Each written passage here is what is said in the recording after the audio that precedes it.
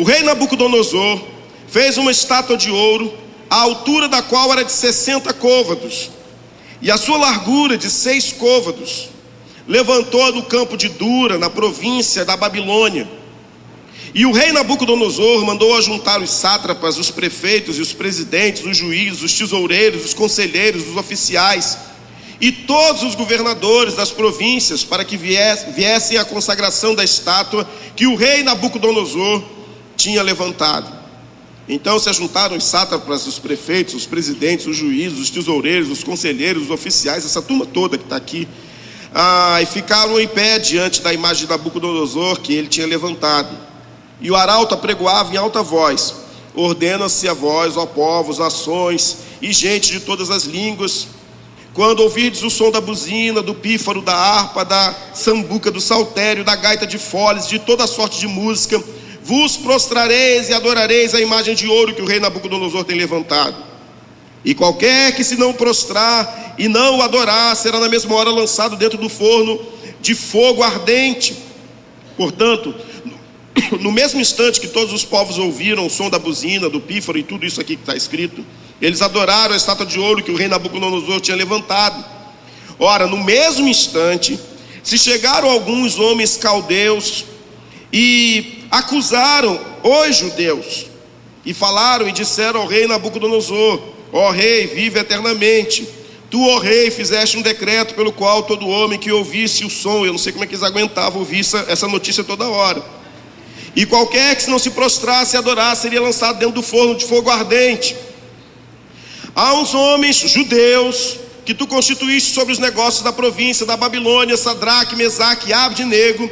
Estes homens, ó rei, não fizeram caso de ti. A teus deuses não servem, nem a estátua de ouro que levantaste adoraram.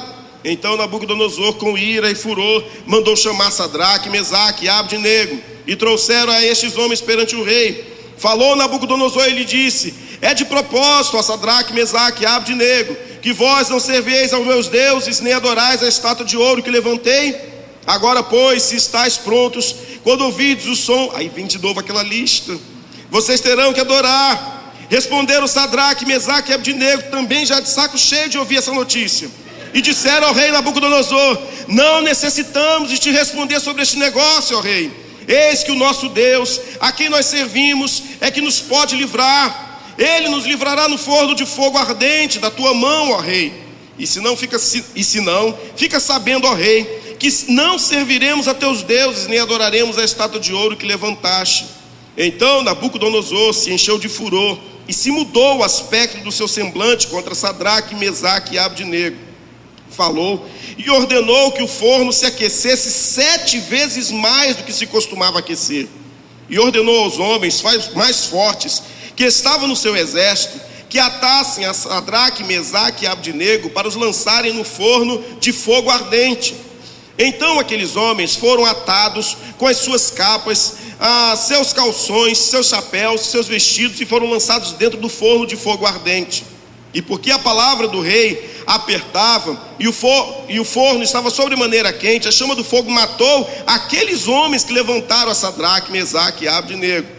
E estes 3 homens, Sadraque, Mesaque e Abdenego, caíram atados dentro do forno de fogo ardente. Ninguém vai sair daqui: qual é o nome daqueles 3 caras? Sadraque, Mesaque e Abdenego. O cara vai estar dormindo de noite: Sadraque, Mesaque e Abdenego. Então o rei Nabucodonosor se espantou e se levantou depressa. Não lançamos nós 3 homens atados dentro do fogo? Responderam e disseram ao rei: é verdade, ó rei. Respondeu e disse: eu, porém, vejo 4 homens soltos, que andam passeando dentro do fogo, e nada há de lesão neles, e o aspecto do quarto é semelhante ao filho dos deuses. Então se chegou Nabucodonosor à porta do forno de fogo ardente, e falou e disse: Sadraque, Mesaque e Abdenego, servos do Deus Altíssimo, saí e vinde.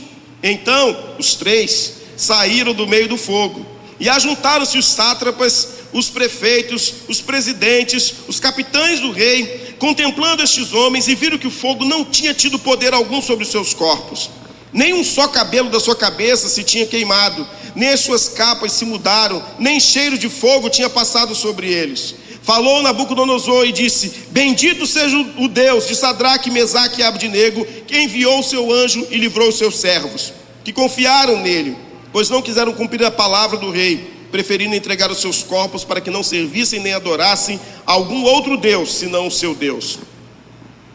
Por mim, pois, é feito um decreto pelo qual todo o povo, toda nação e língua que disser blasfêmia contra o Deus de Sadraque, Mesaque e Abdinego seja despedaçado, e as suas casas, não era para tanto, né, rei? Poxa, sejam feitas um monturo, porquanto não há outro Deus que possa livrar como este. Então o rei fez prosperar a Sadraque, Mesaque e Abdinego na província de Babilônia. Amém? Deus, que essa palavra tenha impacto, incomode mesmo o coração dos meus irmãos aqui. Que eles não pensem apenas em cumprir a missão, mas como cumprir a missão. Que eles não pensem apenas como cumprir a missão, mas que eles estejam prontos e preparados para o cumprimento dessa missão. Portanto, Senhor, eu te peço em nome de Jesus que de algum modo as palavras proferidas aqui nessa noite sirvam de impacto para o coração de muita gente aqui nessa noite, para a honra e glória do teu nome. Eu oro em nome de Jesus, o Senhor da igreja. Amém e amém. Eu não tenho certeza se Sadraque, Mesaque e Abdinego sabiam exatamente o que eles estavam fazendo. Na verdade, eles foram para a província da Babilônia porque foram presos. Eles não queriam estar lá. Não foi nenhuma chamada divina que eles receberam para estar na província da Babilônia. Ao contrário disso, eles foram presos, foram levados como escravos, estavam fora da sua terra. Mas provavelmente, tanto eles quanto Daniel entenderam que era muito melhor cumprir aquela promessa, ou melhor, aquela instrução de Jeremias, no capítulo 29, quando ele diz assim: olha, já que vocês estão lascados mesmo, plantem jardins, façam casas e comam do seu fruto. Ou seja, na cabeça de Jeremias, a ideia era o seguinte: olha, a Babilônia não é a terra de vocês. O exílio não é nenhuma Disneylândia, não é nenhum parque de diversão. Então o que eu sugiro para vocês? Já que vocês têm que estar lá, porque vocês vão estar lá, que vocês aproveitem esses dias para vocês viverem da melhor maneira que vocês puderem. Sirvam da melhor maneira que vocês puderem servir, trabalhem da melhor maneira que vocês puderem trabalhar, sejam os melhores que vocês puderem ser e façam aquilo de melhor que vocês puderem fazer. E foi isso que eles fizeram, nada mais e nada menos. Daniel trabalhava na casa do rei. Sadraque, Mesaque e Abdinego pegou a boquinha deles, também trabalhava lá. Não era nenhum trabalho absolutamente, absurdamente pesado, mas eram escravos. A lei que Nabucodonosor estabelece é a lei para todo mundo. Não era lei para uma pessoa, não era lei só para os judeus, nem era lei só para os pagãos, era lei para todo mundo. Era lei para todas as pessoas o tempo inteiro. É só que pega Sadraque, Mesaque e Abdinego com uma disposição profunda no coração de não fazer aquilo que de alguma maneira ia contrariar o coração de Deus, que de alguma maneira ia enfeiar a sua identidade cristã, ou melhor, a sua identidade religiosa. E eles então começaram a dizer não para aquilo que na verdade todo mundo dizia sim. E aí vem o meu primeiro incômodo que eu quero compartilhar com vocês, porque eu tenho ouvido muita gente falar sobre cumprimento de missão, mas eu não sei se as pessoas estão entendendo exatamente o que isso significa. Eu não sei se você está entendendo que o chamado que Deus está fazendo para mim, está fazendo para você, é muito mais do que cantar música, é muito mais do que fazer congressos, e é muito mais do que encher igrejas. O chamado de Deus para esse tempo é muito menos coreografia e muito mais pé no chão. É muito mais manga levantada e arregaçada do que plástico e Photoshop. Nós precisamos aprender, queridos, que quando falamos sobre missão da igreja, nós estamos falando de algo absolutamente sério e algo absolutamente inquestionável da parte de Deus, mas que nós muitas vezes questionamos porque não sabemos o que isso significa. Pois bem, isso aqui diz que ia funcionar, funcionou. Primeiro, se você é comprometido com a missão, melhor, vamos voltar aqui.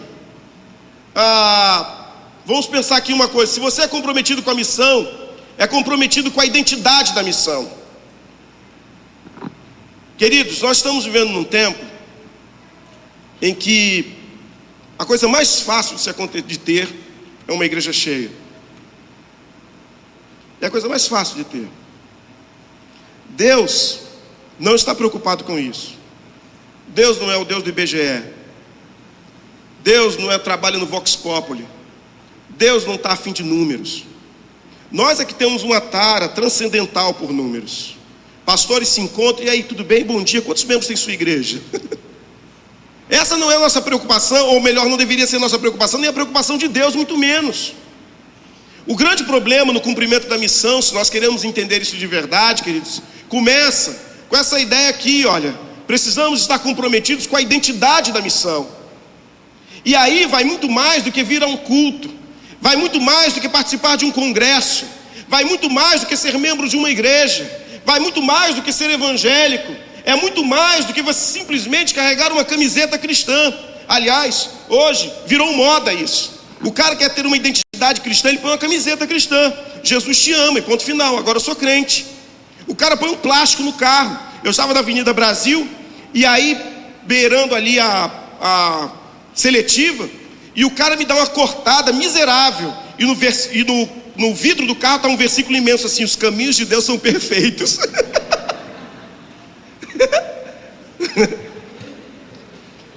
Não adianta ter camiseta cristã, boné cristã, dentadura cristã, isso não adianta.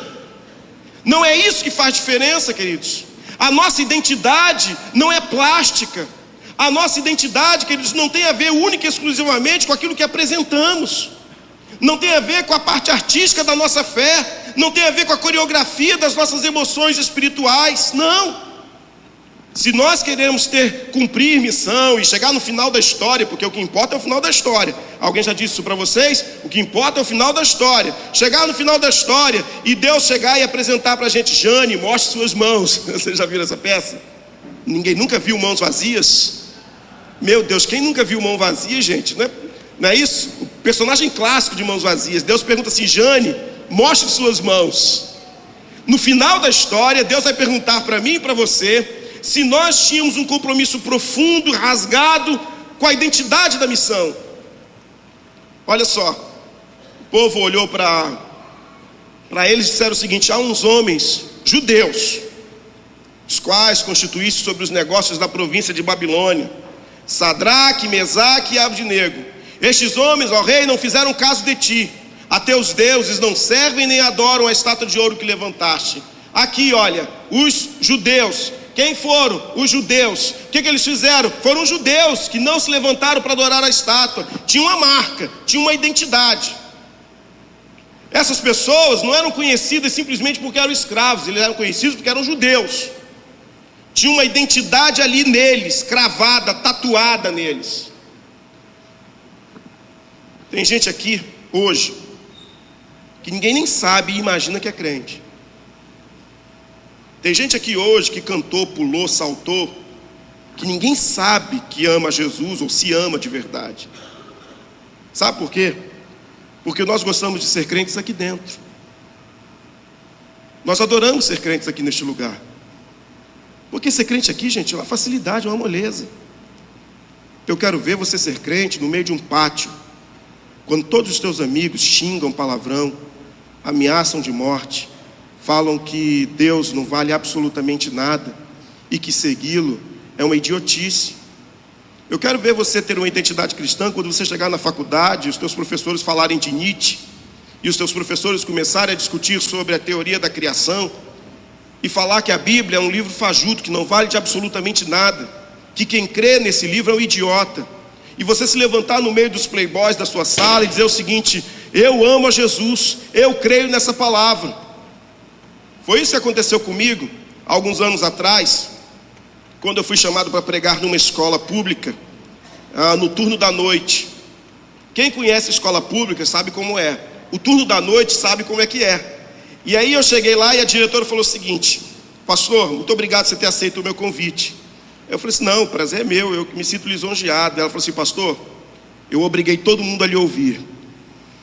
E eu falei assim: obrigou? Como assim? Obriguei. Falei que todo mundo tem que descer, inclusive trazendo as suas próprias carteiras para lhe ouvir. Eu falei assim, poxa, é simpático isso. Eu acho que eles vão vir com o coração abertíssimo para me ouvir. E aí, todo mundo que chegava no pátio, quase 200 alunos, cuspindo sangue. E aí eu fiquei esperando, e a diretora, com aquele jeitinho simples e generoso de dromedário, falou assim: cala a boca vocês, pastor vai falar. Quando ela falou a palavra pastor, subia cadeira, pescoço, perna, era arma, tiro, tudo. Palavrão. Eu fiquei meia hora para poder começar a falar. Quando eu comecei a falar, o menino levantou no meio do pátio: pastor, posso falar? E aí vem aquela coisa de segundos na tua cabeça. O que você faz? Se não deixa, o cara te mata. Se deixa, te atrapalha. Eu fui pro deixa. Falei assim: pode falar, meu filho? Ele falou assim: pastor, 16 anos. Eu queria falar o que Jesus fez na minha vida. E aí, quem não me ouvia, começou a ouvir aquele menino. E ele começou a falar do que Jesus havia feito na vida dele. Naquele dia, naquela noite, eu tive absoluta certeza de que eu não era o pregador daquele lugar, mas era aquele menino. A única coisa que moveu o coração dele foi porque ele tinha coragem de dizer que ele tinha uma identidade com Deus, tinha uma identidade com Jesus, e que fazia diferença na vida dele. A gente gosta muito do Photoshop, a gente gosta muito das nossas capas, das nossas máscaras.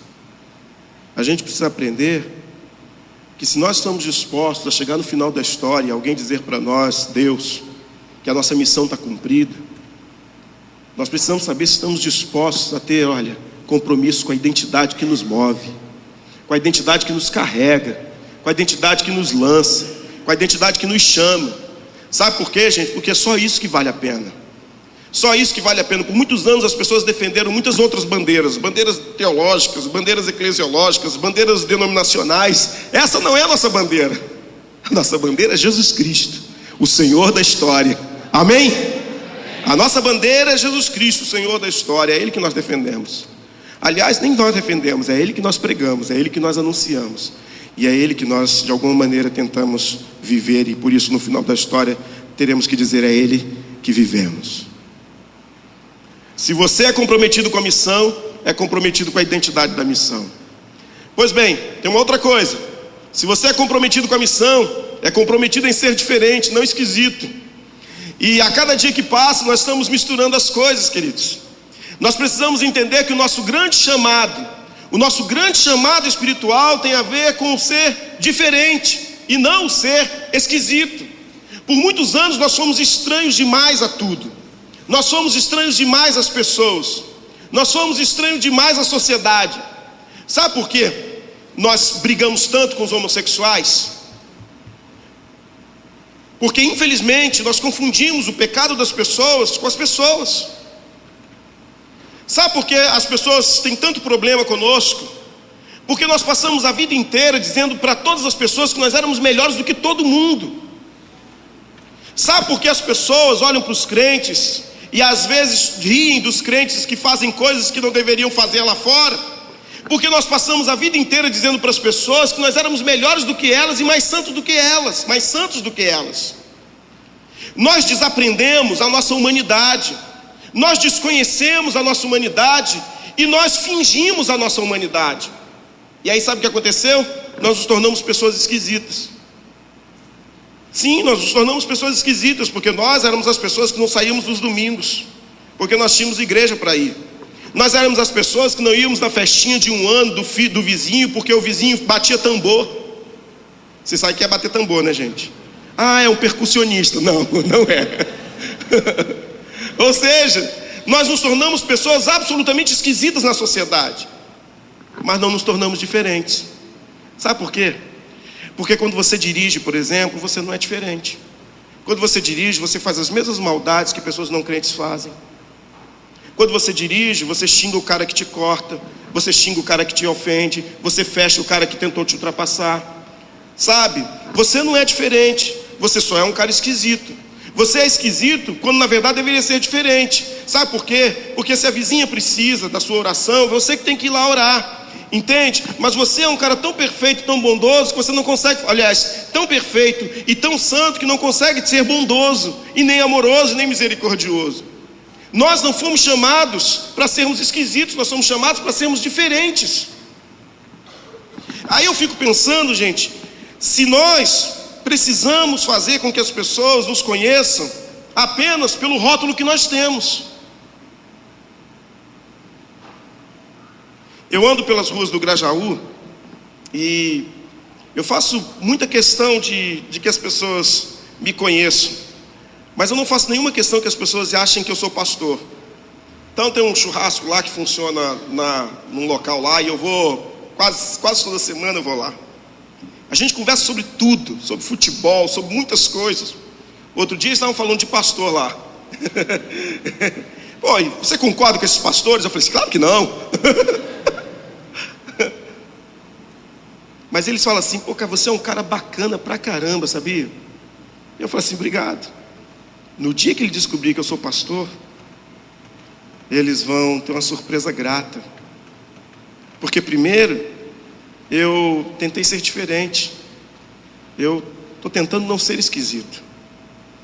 Aí eu estou chegando em casa, do futebol lá da igreja, e Danusa, minha esposa, liga, diz assim, olha, o nosso vizinho está gritando demais aqui. Alguma coisa aconteceu. Porque ele já bateu aqui nossa porta para perguntar se fomos nós que deduramos ele para o síndico. E ele está indo de porta em porta. E eu falei assim, mas ele nunca nem falou com a gente. Está indo de porta em porta. E aí eu cheguei em casa, 20 minutos depois, esse homem só tinha me dado bom dia, boa tarde e boa noite. 20 minutos depois, já era quase meia-noite. Aliás, já mais de meia-noite, toca a campainha. Eu abro a porta e o Ed está lá. Ele fala assim, pastor, eu preciso que o senhor ore por mim. E eu falei assim, tá jóia, Ed. Aí ele falou assim, meu nome é Ed, e eu preciso que o senhor ore por mim. E eu falei assim, tá jóia, Ed, eu vou orar. Quer que eu ore agora? Ele falou assim, não, o senhor é um pastor, eu vou ficar de joelhos. E ele ficou de joelhos. Eu falei assim, Ed, nem precisa. Aí eu coloquei a mão no ombro dele, ele falou assim, não, pastor, ore sobre a minha cabeça. E aí ele me levou para a casa dele. Pastor, vamos lá em casa. Eu falei assim, cara, deixa eu pelo menos trocar de roupa. Não, vamos agora, como o senhor está, pastor? Eu falei assim, mas eu estou descalço. Ele falou assim, tome o meu chinelo. Saí da casa dele 1h da manhã. E ele dizendo assim, eu preciso de ajuda. Já há 4 semanas que o Ed frequenta a minha igreja. A gente precisa aprender a ser diferente, não ser esquisito. A gente tem perdido muita gente quando a gente tenta ser mais santo do que todo mundo. A gente tem perdido muita gente quando a gente tenta ser os mais certinhos, quando na verdade nós não somos. Engraçado, o texto diz assim, eis que o nosso Deus, a quem nós servimos, tinha uma identidade e tinha uma ideia fixa. Eu sou diferente porque eu sirvo a Deus. Eu sou diferente porque eu ando com Ele. E isso faz muita diferença na vida de qualquer pessoa. Olha, preste atenção. Não faz nenhuma diferença você vir à igreja todos os domingos. Não faz. Mas faz toda a diferença você amar a Deus todos os dias. Não faz nenhuma diferença você vir à igreja todos os domingos, nenhuma. Mas faz toda a diferença você amar a Deus todos os dias. Pois bem, a gente aprende também que se você é comprometido com a missão, se é chegar no final da história e alguém dizer para você assim, olha, missão cumprida, Você precisa ser comprometido com Deus e não com a religião. E aí, gente, nós precisamos entender que estamos remando contra a maré, tá joia? Porque a maioria de nós é religioso. A maioria de nós faz coisas por religião. Nós vamos aos domingos à igreja por religião, nós devolvemos o nosso dízimo por religião, nós cantamos as músicas por religião. Essa água aqui é minha?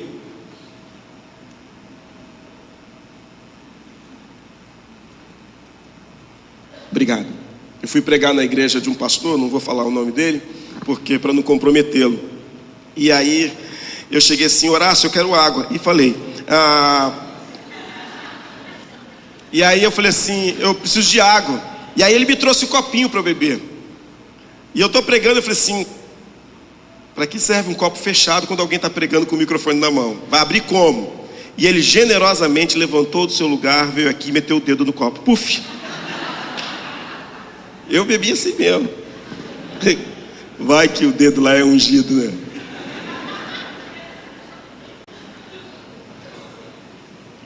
Ser comprometido com a missão é ser comprometido com Deus e não com a religião. E aí, gente, tem a ver com obediência. Tem a ver com algumas coisas que a gente normalmente faz, que a gente sabe, que a gente vê todos os dias. Porque nós somos ensinados a sermos crentes do domingo, né? Nós somos ensinados a termos um compromisso onde nós cantamos, levantamos as nossas mãos. E eu gosto daquilo que o Decidei disse lá em minha igreja, citando um escritor americano, sobre uma experiência interessante do filho. Ele disse que um dia o filho chegou para ele e disse assim: pai, eu já disse para você que eu te amo. E o pai falou assim: meu filho, muito obrigado. Olha só, aproveita, já que você está aqui, põe o lixo lá para fora.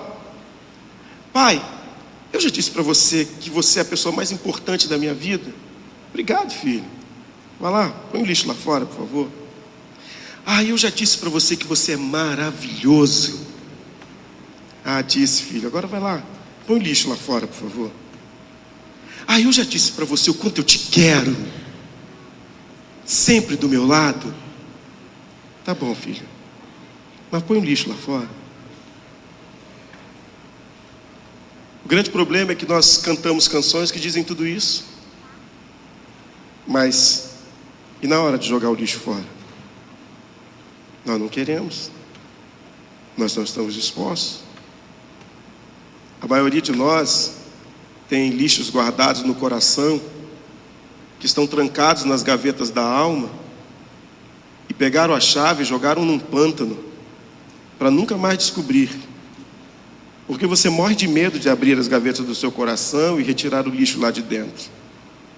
Você prefere conviver com as gavetas trancadas, sabendo que ele está lá dentro, do que aprender a obedecer a Deus. E sabe o que muitas das pessoas fazem? Muitas vezes cobrem a gaveta trancada com religião. Cobrem a gaveta trancada com as músicas que cantam, com os trabalhos que fazem, com o dízimo que entrega.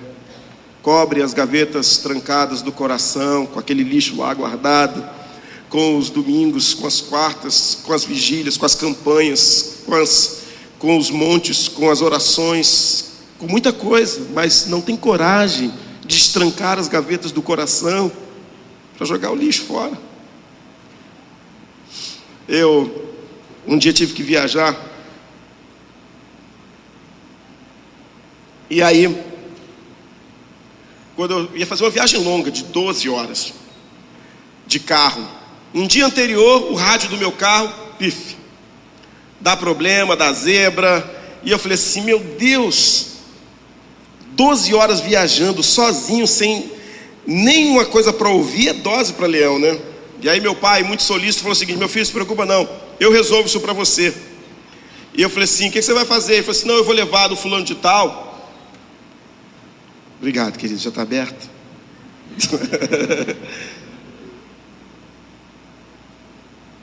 E aí, ele levou lá o cara e falou assim: pega o carro depois. E aí eu fui lá pegar o carro. Aí o camarada falou o seguinte, o eletricista, falou assim: cara, eu não consegui consertar o seu rádio. Eu falei: você sabia, essa coisa de graça é uma desgraça. Aí ele falou assim: mas é o seguinte, pega o meu rádio, eu coloco no seu carro, quando você voltar de viagem, o seu rádio já está consertado. Eu falei assim: beleza, posso ir com o seu rádio? Pode ir. Ele foi lá, instalou o rádio e tal. 4 horas da manhã, embarquei, fui embora. Aí estou na estrada, coloco o CD para tocar, ele pula para o rádio sozinho. Aí eu fui, tirei do rádio, coloquei no CD de novo. Ele, puf, pulou para o rádio outra vez. Aí eu fui, coloquei no CD. Ele, puf, pulou para o rádio outra vez. Desisti. Vou ouvir rádio. Pulou para o CD. Coloquei no rádio, pulou para o CD. Coloquei no rádio, pulou para o CD. Aumentei. Ele diminuiu sozinho. Eu diminuí e fiquei com o rádio lá, baixinho. Daqui a pouco eu sozinho na estrada, ele, puf, estoura o som. Eu falei assim: meu Deus, meu rádio é o Chuck, o boneco assassino. Não, teve uma hora que eu olhei pro rádio e falei assim: qual o teu nome? Falei, vá que tem um espírito mau ali. Meu rádio tinha tanta independência, quando eu cheguei no lugar que eu ia pregar, eu tirei a chave do carro com medo dele sair de madrugada.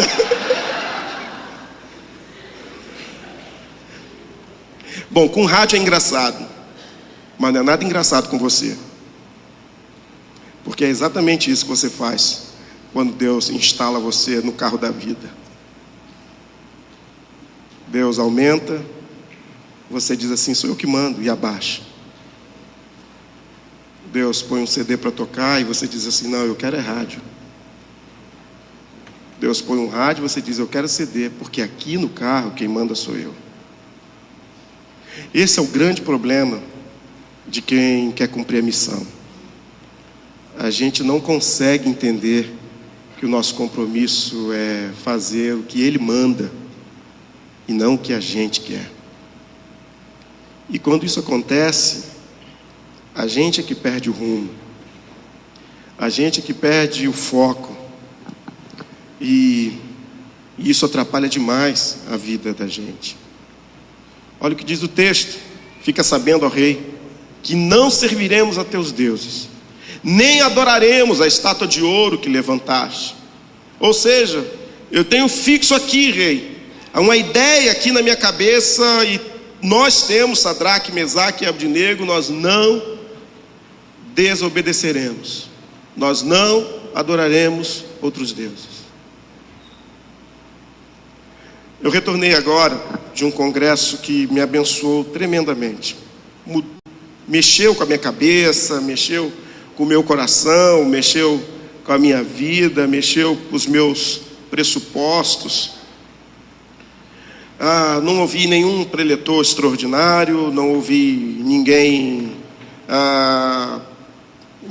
mas ouvi poucas pessoas famosas, não chorei.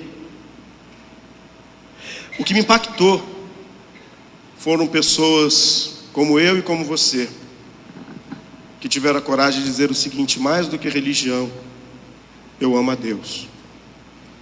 Pessoas que nunca foram transformadas pela religião, mas que foram mudadas por causa de Deus. Pessoas que foram impactadas pela ação de Deus em suas vidas e que, por causa de Deus, as suas vidas tomaram outros rumos. Eu quero convidar você aqui hoje a pensar na sua vida. Há quanto tempo eu estou aqui dentro e eu ainda não fui impactado por Deus? Há quanto tempo eu estou aqui dentro e Deus ainda não fez, ou melhor, eu ainda não sinto diferença na minha vida? Há quanto tempo eu estou aqui dentro e nada muda? Há quanto tempo eu estou aqui dentro ou em qualquer outro lugar que você queira se encaixar e a minha vida continua exatamente a mesma coisa? Porque o seu compromisso não pode ser com religião, com as coisas que você faz, mas com aquilo que você é.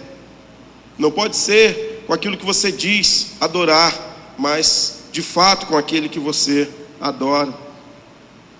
Pois bem, se você é comprometido com a missão, saiba que jamais vai conseguir cumpri-la sozinho. E algumas coisas me chamam a atenção sobre isso, tá bom? A A primeira delas: nós não vamos cumprir missão sozinhos. Não somos os heróis. Nós não somos os reis da cocada preta. Não somos nem os reis, nem a cocada, nem a preta.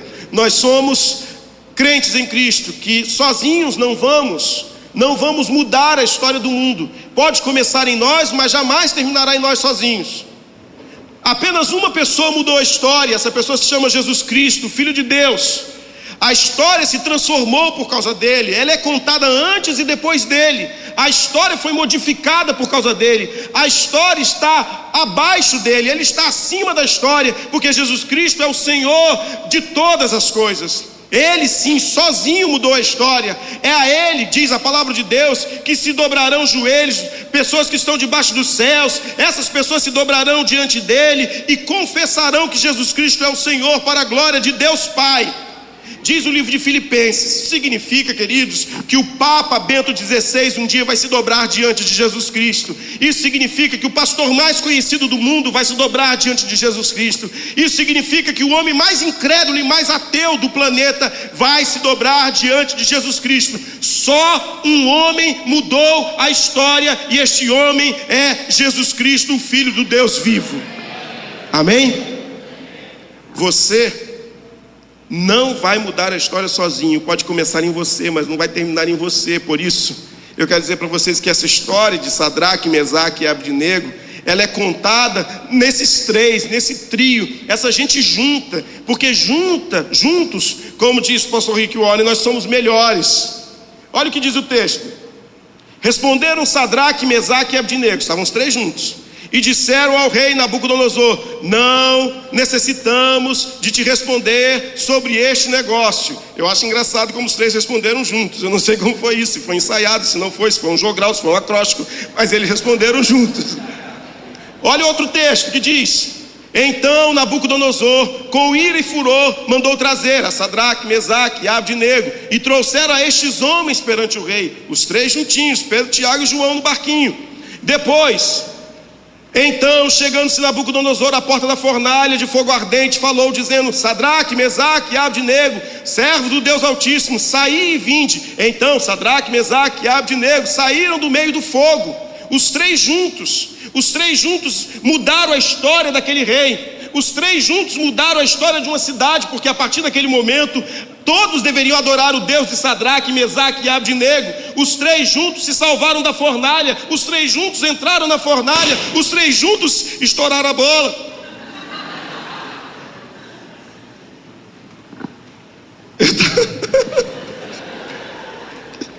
Desculpa, gente. Toda vez que eu chego em casa, ela vai perguntar: e aí, você não fez nada que as pessoas pudessem ficar chateadas com você? Eu falei assim: claro que não. Eu estava pensando sobre os três e pensando num texto das Escrituras Sagradas, e eu estou terminando, tá, gente? Quem pode me dar só 5 minutinhos? 5, 10, 15, 20, 25, tá bom, o restante pode abaixar. 25 minutos está ótimo, eu consigo fechar em tempo. Eu estava pensando num texto das Escrituras Sagradas. Preste atenção nisso, gente. Jesus conta uma parábola sobre dois camaradas, um fariseu e um publicano pecador. Preste atenção nisso, gente.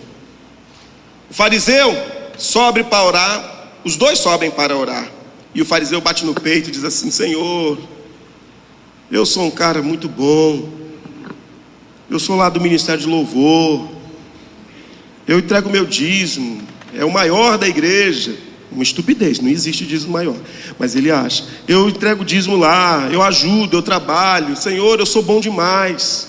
Eu não sou como esse infeliz desgraçado que está aqui, esse perrapado que vem à igreja, não sei nem porquê. E aí o perrapado sem vergonha está lá, humilhado, diz assim: Senhor, eu não tenho nem coragem de olhar para ti, tamanha é a minha insignificância. E aí Jesus conclui a história dizendo o seguinte: que este humilde saiu honrado. Agora preste atenção, gente. Os três entraram na fornalha, os três passaram pela fornalha, e os três saíram juntos da fornalha e mudaram a história. Esses dois homens, um religioso demais e o outro pecador demais, subiram ao monte juntos, oraram no monte juntos, desceram o monte juntos e nem se falaram. Quer andar com alguém? Ande com pessoas que talvez lhe ajude a mudar a história. Se junte a pessoas que estejam dispostas a mudar a história. Faça companhia de pessoas que tenham o desejo no coração de mudar a história. Mas tem uma outra coisa: nós não vamos mudar a história sozinhos, porque nós sozinhos não vamos conseguir mesmo. Mas também, olha o que diz o texto. Respondeu dizendo: eu, porém, vejo 4 homens soltos, que andam passeando dentro do fogo, sem sofrer nenhum dano, e o aspecto do quarto é semelhante ao Filho de Deus. Eu quero terminar dizendo o seguinte: não há missão cumprida se Deus não for à frente. Amém, gente? Não há missão cumprida se Deus não carregar a gente. Não há missão cumprida se Deus não levantar a gente. Não há missão cumprida se Deus não direcionar a gente. Não há missão cumprida se Deus não disser sim para a gente. Não há missão cumprida se Deus não falar que é a hora. Não há missão cumprida se Deus não falar que é agora. Não há missão cumprida se não tiver interferência profunda, rasgada, nítida e visível de Deus. Não há missão cumprida se a história, a nossa história, não tiver absolutamente misturada com a história de Deus. Não há missão cumprida que não seja cumprida em nome de Deus. Se você quer sair daqui disposto a mudar o mundo, se você quer mudar a história, se você quer mudar essa cidade, se você quer mudar o seu bairro, se você quer mudar a sua casa, se você quer mudar a sua própria vida, comece pensando como você vai se agarrar com Deus, porque se não for com Deus, não há missão cumprida. A pergunta que eu quero fazer é simples: Deus quer usar você. Você está disposto, depois de tudo isso, a ser usado? Sim ou não? Responda isso com você. Porque se você estiver disposto, lembre-se, você está remando contra a maré. Lembre-se que a sua identidade não é religiosa, é com Deus. É para você ser diferente, não esquisito. É para você caminhar com alguém que também esteja disposto a fazer diferença. É para você colocar Deus à frente de você. Até porque, no final da história, gente, mesmo que cumpramos toda a missão, a honra e a glória será sempre dele. Vamos dar uma salva de palmas ao Senhor.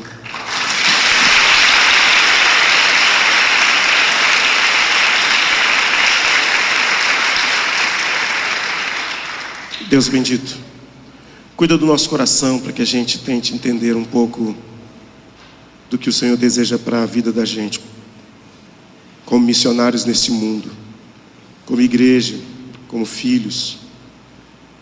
Que o Senhor nos olhe e perceba que temos a necessidade de mudar todos os dias, sonhando em ser limpos só por hoje. Ajude a gente a ver a missão como sendo algo que abençoe a vida da gente, mas abençoe a vida dos outros também. Que o Senhor vá à frente, que o Senhor fale o que quer falar e a gente aprenda a obedecer o que tiver que obedecer. Seja conosco e nos guarde, abençoa-nos em tudo, em nome de Jesus, o Senhor da igreja. Amém e amém. Paz e graça a todos vocês, muito obrigado, em nome de Jesus.